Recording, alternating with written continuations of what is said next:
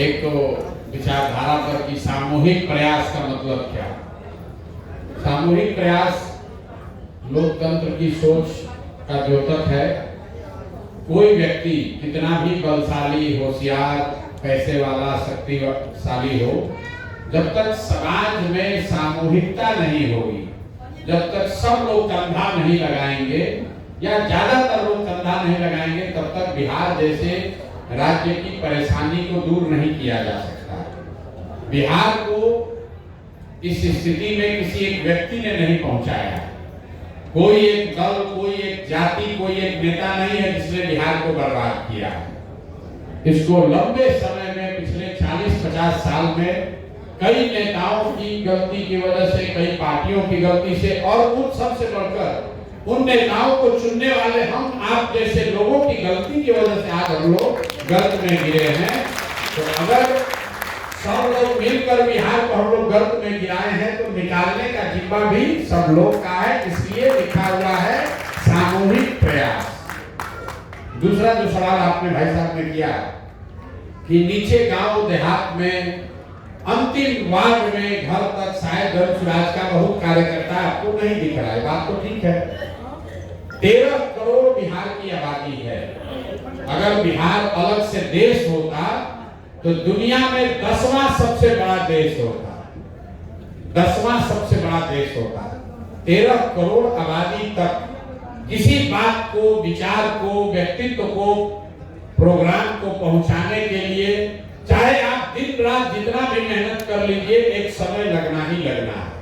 इतना बात तो आप जरूर मानिएगा कि 2 वर्ष पहले जितने लोग जन स्वराज के बारे में जानते थे, इससे प्रभावित थे, इससे जुड़े थे, उससे कई गुना ज्यादा लोग आज जन स्वराज को जानते हैं, इससे जुड़े हैं या इसकी ओर देख रहे हैं। संगठन जो है वो गीली मिट्टी से दीवार बनाने के जैसा है। गीली मिट्टी, गिलावा का जो दीवार बनता है उसको आप एक दिन में नहीं बना सकते। थोड़ा आप दीवार बनाते हैं, वो गीली मिट्टी थोड़ा सूखती है, फिर ऊपर से उस पर मिट्टी डालते हैं।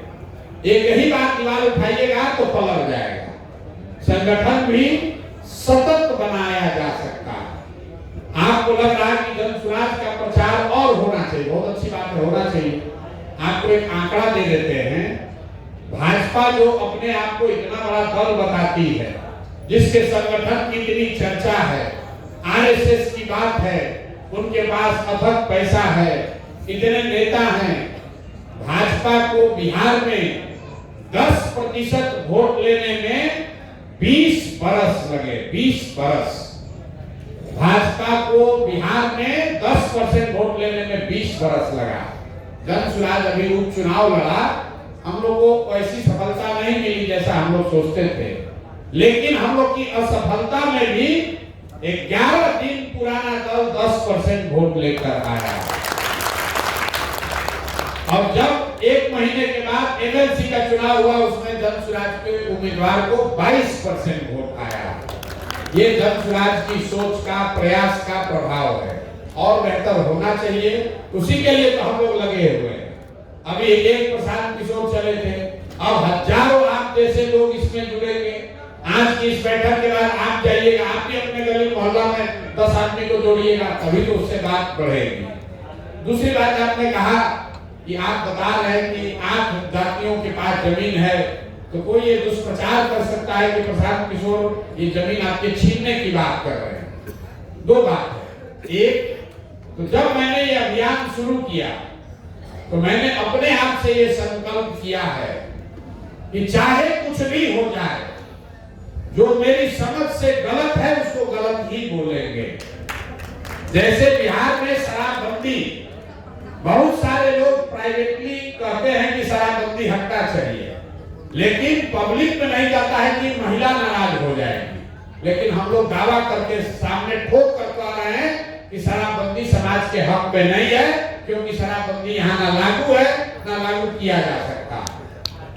जो भूमि की बात है, आप पहले व्यक्ति नहीं, बहुत लोगों ने कहा कि भूमि सुधार की आप बात कर रहे हैं, तो जिन समाज के वर्गों के पास जमीन है वो आपसे नाराज होगा।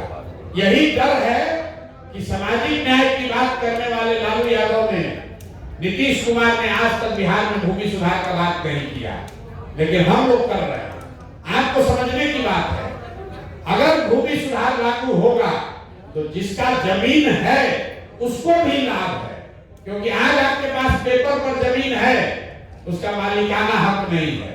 उसका रसीद कटवाने जा रहे हैं तो सीओ और डीसीएलआर 20,000, 40,000, 50,000 घूस ले रहा है।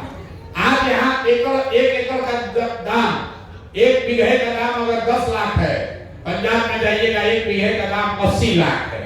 तो अगर बिहार में तरक्की होगी, भूमि सुधार लागू होगा, तो उससे जिनके पास जमीन है उसका भी फायदा होगा, और जिनको जमीन नहीं मिली, 1/3 जमीन यहाँ सरकारी डिस्प्यूट में पड़ा हुआ है। जरा आप पूछिए, विनोबा भावे 10 साल पैदल चले, भूदान आंदोलन बिहार में हुआ, लाखों एकड़ जमीन उन्हीं समाज के लोगों ने दिया जिसके पास जमीन थी। वो जमीन कहां गया, किसको मिला वो जमीन, कोई पूछने वाला नहीं है। बिहार में भूमि सुधार लागू होगा तो जिनके पास भूमि है उनका भी फायदा है, और जिनके पास भूमि नहीं है उनका भी फायदा है। तो इसमें डरने वाली कोई बात नहीं है। चुनाव में आप जाकर कुछ बोलिएगा तो कोई विरोध करेगा ही, लेकिन सबसे बड़ी बात है कि जो सही है वो बोलना, चाहे कोई नाराज हो या खुश हो। और दूसरी बात कि जो नाराज हो रहा है उसको समझाने की बात है कि तुम्हारा इसमें फायदा है, तुम्हारा इसमें नुकसान नहीं है। शराबबंदी हटने से महिलाओं का फायदा है, उनका कोई नुकसान नहीं है, क्योंकि उनके घर के लड़के आज भी शराब तो पी ही रहे हैं। जो 100 रुपया का शराब था वो 400 रुपया में पी रहा है, और जहरीली शराब पी रहा है, उससे उसका लीवर खराब हो रहा है, जहरीली शराब पीने से उसका मृत्यु हो रहा है। अब कोई उससे फायदा नहीं है। शराबबंदी का नाम लिया, शराब का दुकान बंद हो गया, होम डिलीवरी चालू हो गया, ऐसे शराबबंदी का क्या फायदा है। तो इसको डट कर जन सुराज खरी खरी बात बोले। जन सुराज में जो लोग जुड़े उनको मालूम है कि प्रशांत किशोर एकदम खरी बात, जन सुराज खरी बात कह रहा है, बिना लाग लपेट के बोल रहा है, कोई लल्लो चप्पो वाली बात नहीं है। ठीक लगे तो मानो, और न ठीक लगे तो जैसे जिंदगी बीत रहा है वैसे बिताओ। आपने पूछा शिक्षा को कैसे सुधारिएगा, तो लंबी चर्चा है, लेकिन 1-2 मिनट में आपको बताते हैं कि शिक्षा को लेकर जन सुराज की क्या सोच है। पूरे दुनिया में जहां पर भी अच्छी शिक्षा व्यवस्था बनी, वहां का मूल मंत्र यह है कि स्कूल, हर बच्चे तक स्कूल पहुंचाने के बजाय अच्छे स्कूल में बच्चों को पहुंचाया जाए। यहाँ जो बिहार में शिक्षा नीति है, ये समतामूलक शिक्षा नीति के नाम पर हर गांव में, हर पंचायत में 4 गो 5 गो विद्यालय खोल दिया। विद्यालय नहीं खुला, विद्यालय के नाम पर बिल्डिंग बना दिया। तो नतीजा क्या है, जहाँ बिल्डिंग है, गुलाबी रंग का रंगा हुआ है, वहां पर पढ़ाने वाला शिक्षक नहीं है। जहाँ शिक्षक है वहाँ बिल्डिंग नहीं है। जहाँ दोनों है वहाँ पढ़ाने की कोई व्यवस्था नहीं है। जहाँ तीनों है वहाँ बच्चे ही नहीं है। तो इसको सुधारने के लिए दुनिया में जो लोग इस चीज को समझते हैं, उन्होंने क्या कहा कि नहीं, अगर पूरे प्रखंड में 50 विद्यालय के बजाय 5 अच्छे विद्यालय बना दिए जाएं और लोगों को स्कूल बस की सुविधा दे दी जाए, ताकि लोग अपने बच्चों को स्कूल बस से स्कूल तक ले जाएं, तो वो ज्यादा बेहतर है। अब आप कैसे होगा, इसी बिहार में नेतरहाट का नाम आप सुने होंगे, आप शिक्षक हैं। नेतरहाट सरकारी विद्यालय था। इसी बिहार में नेतरहाट, एक नेतरहाट से 1500 से ज्यादा IAS IPS बने हैं, एक विद्यालय से। आप जरा समझिए कि अगर हर प्रखंड में एक भी नेतरहाट होता तो बिहार में कितने बच्चों का, कितने परिवार का जीवन सुधर जाता।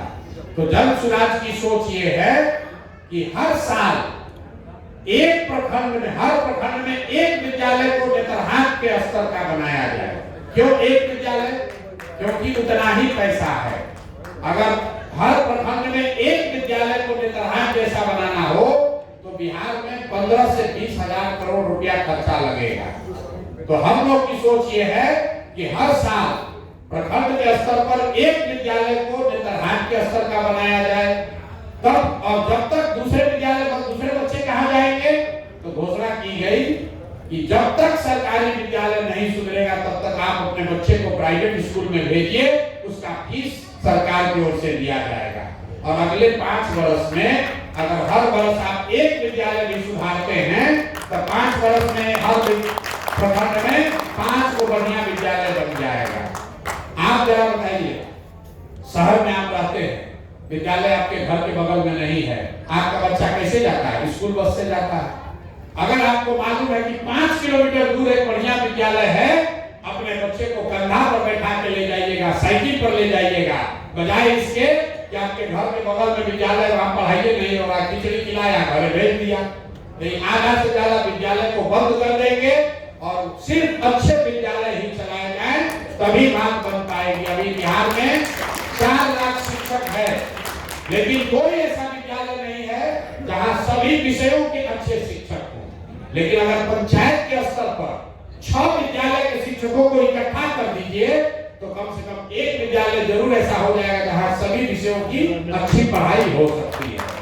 यही जन सुराज के शिक्षा सुधार के मूल में है कि अच्छे विद्यालय, हर विद्यालय को बच्चे तक पहुंचाने के बजाय अच्छा विद्यालय बनाइए और बच्चों को स्कूल बस के माध्यम से वहां पहुंचाइए, तभी शिक्षक वहां रहेगा। नहीं तो हर गांव में खोल दीजिएगा विद्यालय, मान लीजिए विद्यालय खोल भी दिए, तो भी टीचर वहां रहेगा कैसे? उसको तो रहने का जगह नहीं है। टीचर का बच्चा बीमार पड़ेगा तो वो कहां जाएगा? वहां तो अस्पताल नहीं है। इसीलिए दुनिया भर में ऐसा बनाया गया है कि हर गांव में अस्पताल हो या न हो, हर विद्यालय में, हर गांव में विद्यालय हो या न हो, 4, 5, 7, 10 जगह पर हो जहां लोग पहुंच सके, उनको पहुंचने की सुविधा दे दी जाए। अगर अस्पताल हो, थोड़ी दूरी पर भी हो और एम्बुलेंस की सुविधा रहे तो गांव से लोग वहां पहुंच सकते हैं। और हर गांव में जाइएगा खोलने अस्पताल तो कभी खुलेगा ही नहीं, वो खाली उसमें भैंस या बकरी बैठेगी, कभी उससे खुलने वाला नहीं। देख लीजिए जितना पीएचसी और सब सेंटर खुला है उसमें किसी का इलाज नहीं हो रहा है। अगर सरकार वहां डॉक्टर का पोस्टिंग कर भी देगा तो डॉक्टर दिने में भागता है, पैसा दे देता है, भाग जाता है। उससे अच्छा है कि कम से कम प्रखंड में 2 अच्छा विद्यालय, 5 अच्छा विद्यालय और 2 अच्छा अस्पताल खोल दीजिए। धीरे धीरे जैसे जैसे साधन आएगा और संख्या बढ़ाई जाएगी। एक प्रखंड में आपको ये 5 क्यों 10 क्यों नहीं? इसलिए कि बिहार के पास इतना पैसा नहीं है। जो नेता नहीं समझता कहता हम आएंगे सुधार देंगे, नहीं सुधर सकता है। 10 वर्ष में बिहार की शिक्षा व्यवस्था को सुधारने में 10 वर्ष लगेगा। हर वर्ष 15,000 20,000 करोड़ रुपया अगर खर्चा किया जाए तो विश्व स्तरीय व्यवस्था, शिक्षा व्यवस्था यहाँ अगले 10 वर्ष में 5 लाख करोड़ रुपया खर्च होगा, तब बिहार में विश्व स्तरीय शिक्षा व्यवस्था बन सकती है। और उतना पैसा लाना है तो 10 वर्ष लगेगा। तो धीरे, जैसे आपको पहले कहे बिगड़ा है 30 वर्ष में, तो बनाने के लिए 5-10 वर्ष धीरज रखकर काम करना पड़ेगा। एक दिन में कोई इसको नहीं सुधार सकता है। अगर कोई कह रहा है तो आपको सिरे से मूर्ख बना रहा है। उस बात पर भरोसा मत कीजिए। बहुत बहुत धन्यवाद।